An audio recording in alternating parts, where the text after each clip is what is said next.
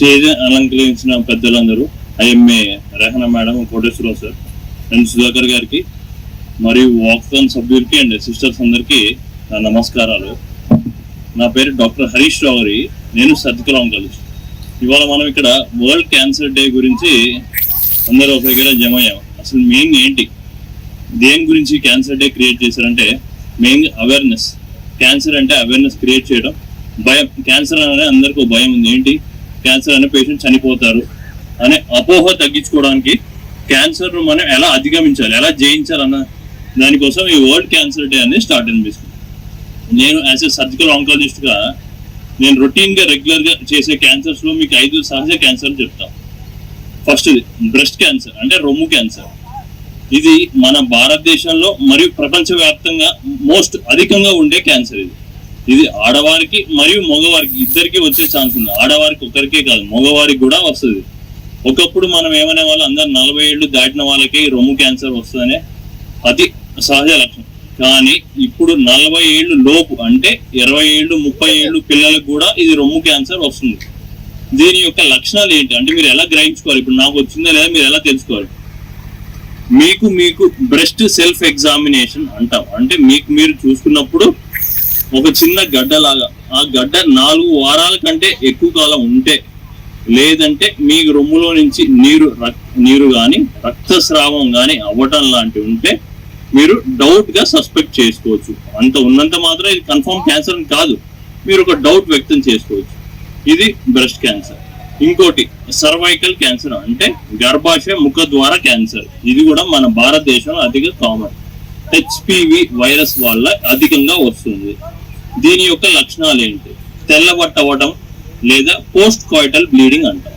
ఇంకా నోరు క్యాన్సర్, మనందరికి నోట్లో క్యాన్సర్ అంటే ఎలా, దీని యొక్క లక్షణం ఏంటి, నోట్లో కురుపులు రావడం. ఈ కురుపులు కూడా మనం మామూలుగా తిన్న పడపైన కురుపు వస్తుంది. అది క్యాన్సర్ అని భయపడొద్దండి. తగ్గకపోతే అప్పుడు డౌట్ వ్యక్తం చేసుకోండి. 4వది పెదపేగు క్యాన్సర్ అంటే కోలాన్ క్యాన్సర్ అంటాం. దీని యొక్క లక్షణం ఏంటి, మోషన్ పోయినప్పుడు రక్తం రావడం కానీ, మీకు పొత్తి భాగం కింద భాగంలో ఎక్కడ నొప్పులు రావడం, కడుపు నొప్పి రావడం, మీరు ఏం టాబ్లెట్స్ వాడినా తగ్గపోవడం, మీరు టాబ్లెట్స్ వాడినా మోషన్ పోయినా ఇంకా రక్తం రావడం, ఆగకపోవడం, ఎటువంటి సహజ లక్షణాలు వచ్చినా మీరు ఎమ్మటే. ఇంకో 5th క్యాన్సర్ ఏంటి, లంగ్ క్యాన్సర్ అంటే ఊపిరితిత్తుల క్యాన్సర్. ఇవి ఎక్కువ స్మోకర్స్, ఎక్కువ లాంగ్ టర్మ్ స్మోకర్స్ వాళ్ళందరికీ వస్తాయి. ఇవి సహజంగా 5 క్యాన్సర్లు.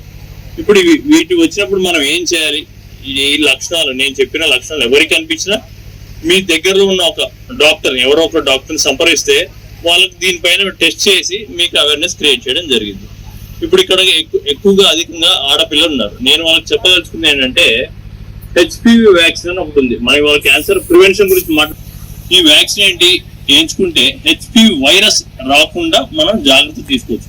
HPV వైరస్ వల్ల ఏ క్యాన్సర్లు వస్తాయి, సర్వైకల్ క్యాన్సర్ అంటే గర్భాశయ ముఖద్వార క్యాన్సర్, వెజైనల్ క్యాన్సర్ అంటే యోని క్యాన్సర్, వల్వల్ క్యాన్సర్, మోషన్ పోయే పేగు చిన్న యానల్ కెనాల్ క్యాన్సర్, ఓరోఫారింజియల్ అంటే ఈ నోట్లో వచ్చే క్యాన్సర్లు కూడా ఈ HPV వ్యాక్సిన్ వేసుకుంటే ప్రివెంట్ చేసుకోవచ్చు. మేల్స్ కి పినైల్ క్యాన్సర్ కూడా ఈ HPV వ్యాక్సిన్ వేసుకుంటే ప్రివెంట్ చేసుకోవచ్చు. ఎవరి వ్యాక్సిన్ తీసుకోవాలి అని నెక్స్ట్ క్వశ్చన్. 9 to 14 years పిల్లలు అయితే 2 doses ఆఫ్ వ్యాక్సిన్ తీసుకోవాలి HPV. 14 years దాటి 15 to 5 ప్రతి గైనకాలజిస్ట్ దగ్గర అవైలబుల్ ఉంటాయి. లేదంటే మా క్యాన్సర్ ఇన్స్టిట్యూట్ వచ్చినా మీకు ఇది ఇవ్వడం జరిగింది.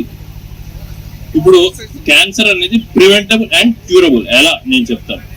మీరు ఇప్పుడు ప్రివెంటబుల్ మేడం గారు ఇందాక చెప్పినట్టు అన్ని ఆల్రెడీ మేడం సార్ చెప్పేశారు, నేను ప్రత్యేకంగా చెప్పడానికి నాకేమీ లేదు. కానీ ప్రివెంటబుల్ అని ఎందుకు అంటాం, ఇప్పుడు బ్రెస్ట్ క్యాన్సర్ ఉంది ఉదాహరణకి, మనం దాన్ని ఎర్లీ స్టేజ్ లో డయాగ్నోస్ చేసినట్టయితే నేను మీకు ఇందాక చెప్పినట్టు గడ్డ కానీ కురుపులు కానీ రక్తస్రావం కానీ మీరు ఎర్లీ స్టేజ్ లో వస్తే దాన్ని గ్రహించి ఎమ్మటే వైద్యం చేసి దానికి సరిపడా ట్రీట్మెంట్ మీరు తీసుకుంటే ఇంకా ఫర్దర్ ప్రోగ్రెస్ కాకుండా ఉంటుంది. మీరు స్టేజ్ 1 లో కానీ క్యాన్సర్ డయాగ్నోస్ చేయగలిగితే దాని సర్వైవల్ 95 to 99% ఉంది. అంటే మీరు వేరే వారితో ఎలా ఉంటారో, వేరే వాళ్ళు క్యాన్సర్ లేని వాళ్ళు ఎలా బతుకుతారో మనం కూడా సేమ్ గా బతుకుతాం, ఎటువంటి డిఫరెన్స్ రాదు. కానీ మీరు అదే క్యాన్సర్ 1 స్టేజ్ దాటి 4th స్టేజ్కి వెళ్ళిపోయింది అనుకోండి, మన సర్వైవల్ అనేది 50% పడిపోయింది. అప్పుడు మనం చేయలేము అంటే అప్పుడు చేయడానికి కూడా ఉండదు. నెక్స్ట్ నోటి క్యాన్సర్. ఇది ఎందుకు వస్తుంది మెయిన్ గా? దీన్ని ప్రివెంటబుల్ ఎందుకు అనొచ్చు? పాన్, పరాక్, మసాలా, గుట్కా, తంబాకు, ఒక్క ఇవన్నీ మీరు తినకుండా ఉంటే ఈ క్యాన్సర్లనే తక్కువ. నెక్స్ట్ గర్భాశయ ముఖ ద్వారా క్యాన్సర్, సర్వైకల్ క్యాన్సర్, ఉమెన్ కి మోస్ట్ సహజ క్యాన్సర్. ఇది మన ఇండియాలో భారతదేశం ఎక్కువగా కనపడదు. మీరు హెచ్పివి వ్యాక్సిన్ తీసుకున్నట్టయితే ఈ క్యాన్సర్ ఒక విధంగా మనం ఆపేయచ్చు. నెక్స్ట్ పెద్ద పేగు క్యాన్సర్, కోలాన్ క్యాన్సర్. ఇది ఎవరికి ఎక్కువ వస్తుంది? ఆహారాల్లో మేడం గారు చెప్పినట్టు ఇంత ఫుడ్ హ్యాబిట్స్ మార్చుకోవడం. ఓకే, ఇంకోటి ఎక్కువ ఆరోగ్యకరమైన ఫుడ్ అంటే రెడ్ మీట్ తగ్గించుకోవడం. రెడ్ మీట్ అంటే ఏంటి? పంది మాంసం, గొడ్డు మాంసం, మటన్, ఇటువంటి వారానికి 500 grams పర్ వీక్ అంటే ఎక్కువ తినకపోవడం. ఫైబర్ డైట్ ఎక్కువ తీసుకోవడం. ఇలాంటి డైట్ తీసుకుంటే మీరు ఆ క్యాన్సర్ ని చాలా వరకు తగ్గించుకోవచ్చు. ఇంకోటి లంగ్ క్యాన్సర్.